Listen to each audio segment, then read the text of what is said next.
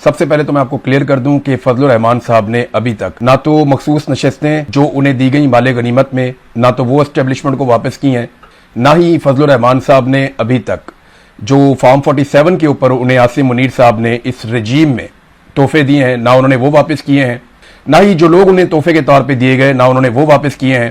تو فضل الرحمان صاحب نے کوئی بھی سہولت ابھی تک واپس نہیں کی جو انہیں سرکار کی جانب سے یا موجودہ رجیم کی جانب سے ملی ہے، اور وہ انجوائے کر رہے ہیں ان ساری چیزوں کو، اور ان ساری چیزوں کے اوپر بیٹھے ہوئے ہیں۔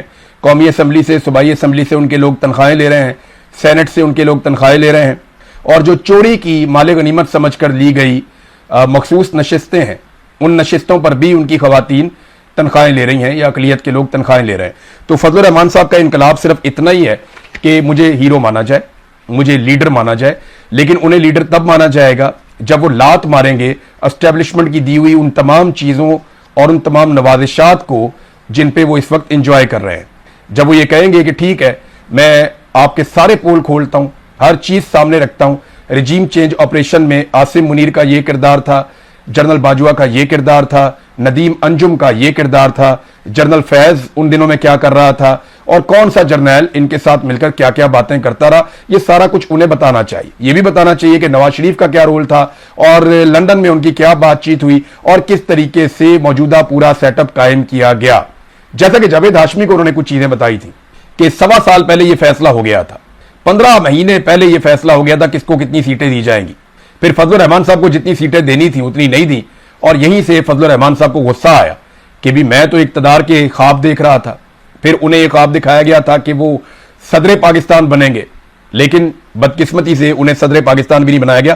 بہرحال فضل الرحمان صاحب کا جو انقلاب ہے وہ ابھی زبانی کلامی وعدوں تک کی ہے، اور خواہش ان کی یہ ہے کہ مقدمے درج ہو جائیں، کوئی تھوڑے سے بندے گرفتار ہو جائیں، اکا دکا مار کٹائی کے واقعات ہو جائیں، فضل الرحمان صاحب کو بھی چند دن جیل میں گزارنے پڑیں، تو اس سے وہ کوئی بہت بڑے قومی سطح کے ہیرو بن جائیں گے۔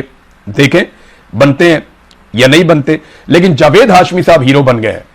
نہ ان کی کوئی بہت بڑی جماعت ہے، نہ ان کے پیچھے بہت بڑے کوئی فالوورز ہیں، لیکن پاکستانی یہ مانتے ہیں کہ اگر ملٹری اسٹیبلشمنٹ کے خلاف کوئی آدمی ہر دور میں کھڑا ہوا، جب عمران خان صاحب کے ملٹری اسٹیبلشمنٹ کے ساتھ اچھے تعلقات چل رہے تھے تو تب جاوید ہاشمی بھی عمران خان صاحب کے خلاف ہو گئے تھے، جب نواز شریف ملٹری اسٹیبلشمنٹ کی گود میں گئے تو تب جاوید ہاشمی نواز شریف کے بھی خلاف ہو گئے تھے۔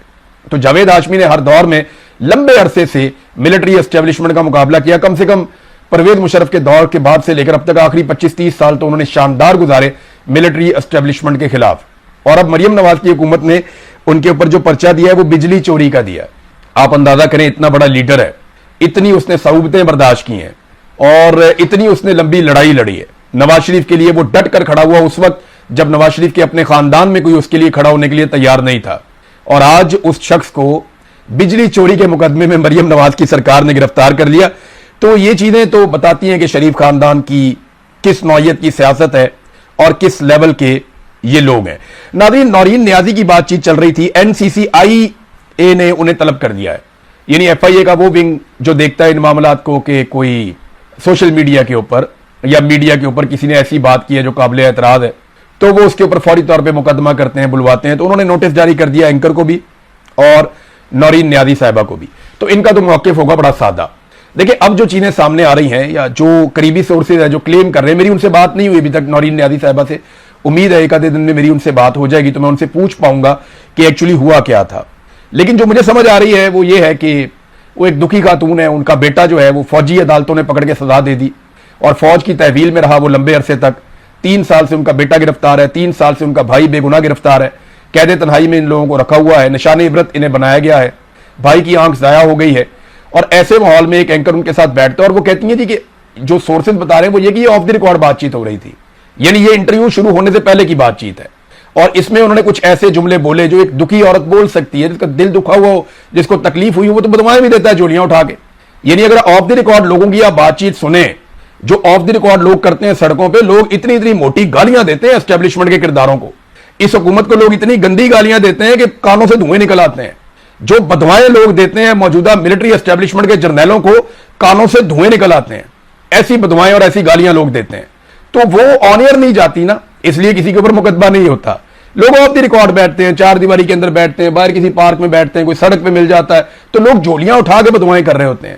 جو لوگوں نے حرمین شریفین کے اندر بدوائیں کی ہیں نا ان لوگوں کے لیے، पाकिस्तान के मौजूदा रजीम के लिए, चाहे उसमें मिलिट्री एस्टेब्लिशमेंट के जर्नैल हैं, चाहे उसके अंदर कोई सियासतदान है, चाहे वो जालिमों की सहूलत करने वाले सहूलतकार हैं, तो लोगों ने जो खाना काबा और मस्जिद नबवी में बददुआएं दी हैं ना, वो अगर आप ऑन एयर कर दें तो इनके कानों से धुआं निकल आएगा।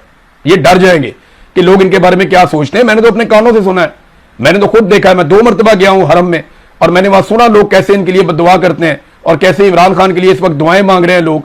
तो ये चीजें ऑन एयर नहीं जाती, जो ऑफ द रिकॉर्ड चीजें होती हैं वो ऑफ द रिकॉर्ड ही रहती हैं।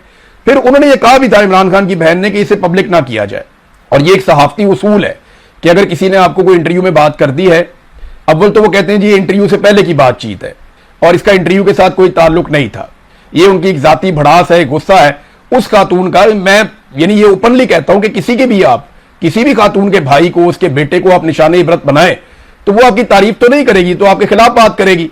अब उस बात में हकीकत कितनी है ये तो एक अलग बात है। यानी इंडिया पाकिस्तान की लड़ाई में डोनाल्ड ट्रंप का बीच में आ जाना और फौरी तौर पे पाकिस्तान का लड़ाई रोक देना, ये सवाल अगर उन्होंने उठाया तो वो बात तो ठीक है। इंडिया ने पाकिस्तान में बहुत बम मारे थे, पाकिस्तान ने याद रखिएगा सिर्फ इंडिया के जहाज तबाह किए हैं, जबकि इंडिया ने पाकिस्तान में कई जगहों पे मिसाइल मार के लोगों को शहीद किया है। अगर आप इंसानों की तादाद का मुवाजना करें तो पाकिस्तान में शहादतें ज्यादा हुई हैं, इंडिया में लोग कम मारे गए हैं। पाकिस्तान की एयर बेसिस के ऊपर अटैक हुए हैं, लेकिन इंडिया में ऐसा नहीं हुआ। हमारे सहाफियों ने बड़ा रोला डाला था 400 चौकियां कश्मीर में फतह हो गई, बाद में पता चला एक चौकी भी फतह नहीं हुई। क्लेम किया गया कि जनाब इतने किलोमीटर इलाके फतह हो गए, बाद में पता चला कि 1 इंच भी फतह नहीं हुआ। जहां पे हम थे हम वहीं पे हैं। सिर्फ पाकिस्तान एयरफोर्स ने इंडियन एयरफोर्स के तैयारे गिराए थे, इसके अलावा हमारे पास और कोई ऐसी चीज नहीं है जिसके ऊपर हम क्लेम करते। लेकिन ये एक कामयाबी है और हमें उस बात पे सबको बतौर पाकिस्तानी फख्र होना चाहिए कि हमारी एयरफोर्स ने अपनी बालादस्ती साबित की। अब नौरीन खानम के मामले पर आप आए तो वो क्या जवाब देगी जाके एनसीसीआईए को? वो साफ जाके कहेगी ये तो ऑफ द रिकॉर्ड बातचीत थी। आप पूछे उसने पब्लिक क्यों की? 3 महीने पहले की ये बातचीत है और 3 महीने बाद वो एक क्लिप निकाल के जो बिल्कुल ऑफ द रिकॉर्ड था, जिसके बारे में मैंने मना भी कर दिया था एंकर को कि इसको पब्लिक नहीं करना, तो उसी क्लिप को निकालकर क्यों दिया गया? ये प्लानिंग के तहत हुआ। अगर ये क्लिप इस हुकूमत या एस्टेब्लिशमेंट के हाथ में ना आता तो ये क्या करते, कैसे इल्जाम लगाते, कैसे गद्दार करार देते? तो वो क्लिप निकाला गया। देखें ये जिम्मेदारी होती है सहाफी की कि जो चीज ऑफ द रिकॉर्ड है वो ऑफ द रिकॉर्ड है। यानी मैं आपको बताता हूं, मुझे शरीफ खानदान ने बहुत सारी चीजें ऑफ द रिकॉर्ड बताई उस दौर में जब मैं कवरेज करता था।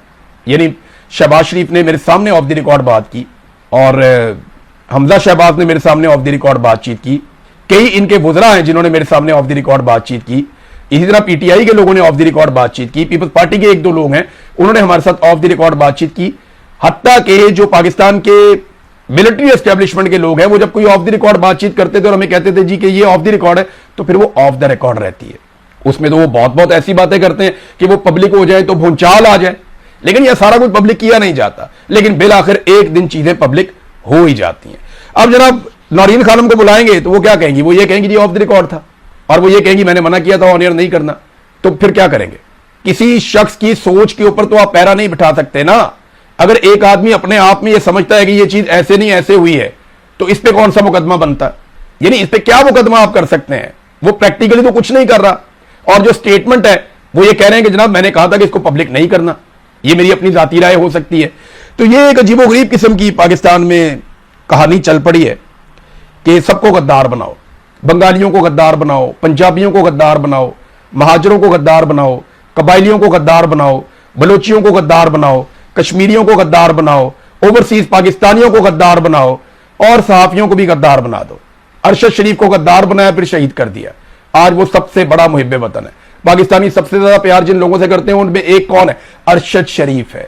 उसको तो आप गद्दार कहते थे, आसमा जहांगीर को आप गद्दार कहते थे, अहमद मीर को आप गद्दार कहते थे, आप इमरान रियाज को आज गद्दार कहते हैं, आप साबिर शाकिर को गद्दार कहते हैं, आप मुईद पीरजादा को गद्दार कहते हैं, आप वजाद सईद को गद्दार कहते हैं। पाकिस्तान में कितने हमारे जर्नलिस्ट हैं जिनमें समी इब्राहिम साहब हैं, उन्हें आप गद्दार कहते हैं, और यह मकबूल जान को आप गद्दार कहते हैं। आप गद्दार कहते हैं सिद्दीक जान को, क्यों? वो गद्दार है। आप सबको गद्दार कहते हैं। सुराब बरकत आपकी नजर में गद्दार है, आपकी नजर में अहमद फरहाद भी गद्दार है। बलूचिस्तान से 4 नौजवान अभी उठाए गए हैं ताजा, उनमें एक जर्नलिस्ट है वो भी उठाया गया, एक तालिब इल्म है, पढ़ा लिखा नौजवान है खुददार का, वो भी उठाया गया। हब से उसे उठा लिया सिक्योरिटी फोर्सेज ने, वो बंदा लापता हो गया। 4 नौजवान अब गायब हो गए दोबारा जब मैं आपको रिपोर्ट कर रहा हूं। तो क्या सारे गद्दार है? पूरा पाकिस्तान ही गद्दार है, और सिर्फ मुहिब्बे वतन वो है जो वही बात करता जाए जो पाकिस्तान की मिलिट्री एस्टेब्लिशमेंट कह रही है या कहलवाना चाहती है। तो ऐसे नहीं होगा, ऐसे मुल्क चलता भी नहीं है। नाज़रीन, मैं आपको एक चीज और दिखाता हूं, ये जरा आप देखिए, ये खैबर पख्तूनख्वा में एक चैंपियंस लीग हो रही है, इसका नाम है खैबर पख्तूनख्वा चैंपियंस लीग। अब इसको स्पॉन्सर तो खैबर पख्तूनख्वा की हुकूमत करेगी ना, क्योंकि खैबर पख्तूनख्वा का ये अपना एक इवेंट है। तो खैबर पख्तूनख्वा की जो चैंपियंस लीग है, ये इसका इश्तिहार छपा हुआ है, ये देखें आप, बिल बोर्ड, ये बहुत बड़ा बोर्ड लगा हुआ है। बीच में सुहेल अफरीदी है, सुहेल अफरीदी के साथ फैसल करीम कुंडी है जो गवर्नर है, ये वजीर आला और गवर्नर दोनों लग गए बीच में। एक तरफ शाहिद अफरीदी है, यूनुस खान है, दो गुलूकार हैं। पाकिस्तान में क्रिकेट का जो अब तक का सबसे बड़ा लेजेंड है ना, वो इमरान खान है। पाकिस्तान ओडीआई क्रिकेट में जो एक ही वर्ल्ड कप जीता है ना, वो इमरान खान लेकर आया था, और निस्बतन कमजोर टीम के साथ लेकर आया था। उस वक्त बहुत ताकतवर टीमें मौजूद थी। पाकिस्तान की टीम इमरान खान के दौर में जितनी ताकतवर थी, उससे बहुत ज्यादा ताकतवर उसके बाद बार बार हुई, लेकिन कैप्टन नहीं था उस नौयत का, तो पाकिस्तान दोबारा वर्ल्ड कप नहीं जीता। आज जितने खिलाड़ी हैं सब मानते हैं कि इमरान खान एक लेजेंड था, और लेजेंड है। आलमी सतह पर इमरान खान को तस्लीम किया जाता है। उसने क्रिकेट में बहुत सारी चीजें तब्दील कर दी। इमरान खान ने क्रिकेट में सोचने का तरीका तब्दील कर दिया। उसकी कही हुई बातें आज क्रिकेट की किताबों में लिखी जाती हैं। वो इतना बड़ा क्रिकेट का लेजेंड है, और उस आदमी के नाम पे जो हुकूमत कायम की गई, उस आदमी की मकबूलियत पे जो वोट हासिल किए गए, उसके नतीजे में जो हुकूमत बनती है, वो हुकूमत एक लीग करवाती है, और लीग भी क्रिकेट की करवाती है, और उस पोस्टर के ऊपर से इमरान खान का फोटो गायब कर देते हैं। इमरान खान क्रिकेट स्टेडियम, मैं आपको यकीन से कहता हूं कि अली अमीन गंडापुर ने नाम रखा था इमरान खान क्रिकेट स्टेडियम। अगर अली अमीन गंडापुर वजीर आला होता ना, तो शायद वो यहां पे इमरान खान का फोटो जरूर लगाता, चाहे उसके लिए उसको किसी के पांव भी पकड़ने पड़ते ना, तो वो इमरान खान का फोटो जरूर लगवाता। लेकिन खैबर पख्तूनख्वा की जो सरकार है, उसको शाबाश, उसको शाबाश कि उन्होंने इमरान खान का नाम निकाला। और मुझे तकलीफ पता किस बात की है, वो इस बात की नहीं है वो पॉलिटिकल लीडर है, वो मुतनाज़े हो गया, कुछ भी आप करें, लेकिन यार वो क्रिकेट का सबसे बड़ा लेजेंड है। उसके मुखालिफिन भी इस बात को मानते हैं कि उससे बड़ा क्रिकेट का लेजेंड और कोई नहीं था, ना उससे बड़ा कोई नाम है। दुनिया के जब टॉप खिलाड़ियों के नाम आप उठाते हैं तो बीच में इमरान खान का नाम जरूर आता है। यार उस आदमी की तस्वीर तो आपको ऑनर समझ के लगानी चाहिए थी, उसकी तस्वीर तो आपको हर हाल में लगानी चाहिए थी, और इमरान खान की तस्वीर निकाल दी। सारी जिंदगी इमरान खान बनने के चक्कर में जिस आदमी ने गुजार दी, वो स्लॉगर शाहिद अफरीदी, उसका फोटो लगा दिया, इमरान खान का फोटो निकाल दिया। और इमरान खान का फोटो लगाना चाहिए था, सबसे बड़ा लगाना चाहिए था, बैकग्राउंड में लगाना चाहिए था, क्योंकि वही है क्रिकेट लेजेंड। उसकी वजह से पाकिस्तान में क्रिकेट को इतनी पहचान मिली। बहुत सारे लोग उसकी वजह से क्रिकेट देखना शुरू हुए और क्रिकेट को पसंद करते हैं। आपके जितने फास्ट बॉलर आते हैं उनमें ज्यादातर कहते हैं हम इमरान खान से मुतासिर होकर क्रिकेट में आए थे, हम इमरान खान को फॉलो करते थे। फास्ट बॉलर्स की लाइन लगा दी थी 92 के वर्ल्ड कप के बाद, और एक से एक बढ़ के फास्ट बॉलर्स आए। सब कहते हैं कि हम इमरान खान को फॉलो करते थे, लेकिन आज इमरान खान साहब की अपनी बनाई हुई जमात और इमरान खान साहब की अपनी दी हुई हुकूमत उनका फोटो नहीं लगाती। इतने बड़े लेजेंड के साथ ये पाकिस्तान के साथ ज्यादती है, इमरान खान के साथ ये क्या ज्यादती करेंगे। उमराद सईद ने कहा था ना कि वो किसी फोटो का या किसी पब्लिसिटी का या कहीं पे नाम लिखने का मोहताज इमरान खान नहीं है, लेकिन ये लोग अपने साथ ज्यादती कर रहे हैं, खेल के साथ ज्यादती कर रहे हैं। नाज़रीन, राना सनाउल्लाह ने एक बड़ा अजीबोगरीब स्टेटमेंट दे दिया। उन्होंने कहा कि कबायली इलाके के लोगों को अगर हमने ये कहा है कि दहशतगर्दों के खिलाफ वो अपनी अहलियत में इजाफा करें या अपनी सदाद में इजाफा करें, तो इसमें क्या फर्क पड़ता है। ये बैंक वाले भी जो हैं मुख्तलिफ शहरों में, बैंकों वाले भी तो अपने सिक्योरिटी गार्ड रखते हैं। राना सनाउल्लाह साहब को ना कबाइल का पता ही नहीं है, वो कबायली दस्तूर, कबायली रवाज के बारे में बिल्कुल नहीं जानते। उन्हें बिल्कुल आइडिया नहीं है कि वो मामला कितने हसास हैं, और इतने हसास मामले के ऊपर उठ के ऐसी गैर जिम्मेदाराना स्टेटमेंट दे दी। और भाई ये जो दहशतगर्द हैं या जो दूसरे लोग हैं, इनको जब भी आप आपस में लड़ाएंगे तो ये कबाइल की लड़ाई हो जाएगी, और ये लड़ाई कई दहाइयों तक चलेगी। बेशुमार जो दहशतगर्द हैं उनका ताल्लुक इन्हीं इलाकों से है, वो इन्हीं में से किसी कबीले का है, कोई किसी कबीले का है, कोई किसी कबीले का है, कोई महसूद है, कोई वजीर है, कोई कुछ है। इनके नाम आप देखें ना, उनकी कौमों के नाम साथ लिखे हुए हैं। आप कबाइल के बीच में लड़ाई करवा देंगे, वो लड़ाई कई दहाइयों तक चलती रहेगी। ये लड़ाई ना हो इसलिए न्यूट्रल इदारे बनाए जाते हैं कि जहां पे कोई आदमी कानून को हाथ में लेगा, जुर्म करेगा, उसको इदारे सजा देंगे। कबाइल को आपस में ना लड़ाया जाए, इसलिए कबाइल के बीच में एक ऐसी फोर्स कायम की जाती है जिसे कहा जाता है कि लॉ इन्फोर्समेंट है, ये अमन अमान को कायम करेगी। जब आप लोगों को ही कहेंगे बंदूक उठा के एक दूसरे के गले पड़ जाओ, तो ये कई दहाइयों तक वो दहशतगर्दी तो बीच में रह जाएगी, इन कबाइलियों की लड़ाई खत्म नहीं होगी। ऐसे ऐसे अक्लमंद और ऐसे ऐसे दानश्वर लाके बिठाए गए। और कबाइल की अगर लड़ाई हो जाएगी तो फायदा किसका होगा। ये लोग लड़ेंगे, मरेंगे, اور वहां फायदा वो लोग उठाएंगे जो वहां से मादनियात निकालना चाहते हैं, वो लोग जो वसाइल पे कब्जा करना चाहते हैं। लिहाजा राणा सनाउल्लाह साहब को थोड़ा सा उस इलाके के डायनामिक्स को समझना पड़ेगा, देखना पड़ेगा कि वहां के लोग कैसे सोचते हैं, कैसे रहते हैं, उनके रस्मों रिवाज क्या हैं और वो जिंदगी कैसे गुजारते हैं, उनकी रवायात क्या है। वो लड़ पड़ेंगे फिर आप छुड़ा भी नहीं पाएंगे। वो आपके गले पड़ी हुई है ना एक लड़ाई पारा चनार वाली, वो छूटती ही नहीं है। आप उसको कभी कुछ नाम देते हैं, कभी कुछ नाम देते हैं, कभी कुछ नाम देते हैं, लड़ाई नहीं छूटती। लिहाजा लड़ाई बढ़ाने की बजाय गवर्नमेंट का काम यह नहीं होता कि वो फ्यूल तैयार करे कि तुम हथियार उठा लो, तुम भी उठा लो, तुम भी उठा लो, एक दूसरे को मारो। नहीं, ये सरकार का काम नहीं है। सरकार का काम है रिट ऑफ द गवर्नमेंट कायम करना। वो जो बलूचिस्तान के अंदर धरने के मुतासरीन ने मुतालबात किए थे, वो सरकार का काम है। वो जो कश्मीर के अंदर मुतासरीन कह रहे हैं, वो सरकार का काम है। कश्मीर पे भी नादरीन खबरें आ रही हैं, वहां पे बंद जगहों के ऊपर चारों तरफ से जहां पे मुहासरा किया हुआ है और अहाते जो हैं मुख्तलिफ, उनके अंदर जो है पॉलिटिकल एक्टिविटीज नून लीग और पीपल्स पार्टी करके वीडियोस जारी कर रहे हैं। यानी 200-400 बंदा इकट्ठा करते हैं, एक वीडियो बनाते हैं जज्बाती सी, जोर जोर से शोर मचाते हैं, नारे लगाते हैं। बंदे कौन होते हैं? ज्यादातर सिक्योरिटी गार्ड हैं, मकामी पुराने कारकुन हैं, या वो जो अपने जाती मुलाजमीन हैं, उन्हें इकट्ठा करके रोला रुला डाल देते हैं। 10-15 बंदे इकट्ठे हो गए किसी एक जगह के ऊपर, बाकी अपने मुलाजमों को ले आते हैं, बंदों को ले आते हैं, इलाके से कोई इधर उधर से पकड़ लेते हैं, लाके रोला रुला डाल के अहाते के अंदर बाहर नहीं निकलते और वीडियो बना के डाल रहे हैं जनाब हमारी बड़ी शानदार कंपेन चल रही। टक्के की कंपेन नहीं चल रही। आजाद कश्मीर में खुल के गली मोहल्ले में नहीं जा सकते। खवातीन ने डंडे और पत्थर मारे हैं इन्हें, खवातीन और बच्चे अंडे फेंकते हैं इनके ऊपर जहां ये निकलते हैं कंपेन करने के लिए। ये हालात आजाद कश्मीर में पैदा हो गए हैं और अगर जॉइंट अवामी एक्शन कमेटी और पाकिस्तान तहरीक इंसाफ इस बाइकआउट को जारी रखते हैं तो याद रखिएगा ये कश्मीर की तारीख का सबसे मुतनाज़ इलेक्शन होगा और हमारे दुश्मनों को हमारे ऊपर उंगली उठाने का हमेशा के लिए मौका मिल जाएगा।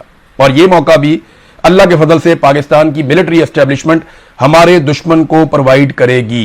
नाजरीन, ईरान पे बहुत शदीद हमले इस वक्त अमेरिका कर रहा है और डोनाल्ड ट्रंप ने जो लेटेस्ट हुक्म दिया वो ये है कि जहन्नुम के दरवाजे खोल दिए जाएं ईरान के ऊपर। उसकी वजह यह है कि उर्दन में अमेरिका का एक फौजी लापता हो गया, 2 फौजी मारे गए हैं और चंद फौजी उसके जख्मी भी हो गए। उर्दन में ईरान ने बड़ी कामयाबी के साथ अमेरिकी बेसिस को या जहां पे अमेरिकन इंस्टॉलेशन है उनको निशाना बनाया और ईरान को यह लगता है कि उर्दन में अगर वो सफाया कर देता है एयर डिफेंस सिस्टम का तो फिर इसराइल को निशाना बनाना आसान हो जाएगा। अमेरिका को ऐसा लगता है और उनके अखबारात ये लिख रहे हैं कि रूस और चीन शायद ईरान की मदद कर रहा है। वो तो ये दावा कर रहे हैं कि वो मदद हो रही है क्योंकि जितना एक्यूरेट ईरान मारता है ना, इतना एक्यूरेट कोई मार नहीं सकता। इतने एक्यूरेट निशाने का मतलब यह है कि उन्हें बड़ी शानदार इंफॉर्मेशन मिल रही है जिसकी बुनियाद के ऊपर वो ताक ताक कर हमले कर रहे हैं। अब एक और बात जो ईरान ने कही है वो बड़ी खौफनाक है। ईरान ने कहा जनाब के फौरी तौर पे जो दुबई है वहां से लोग निकल जाए जब तक वहां के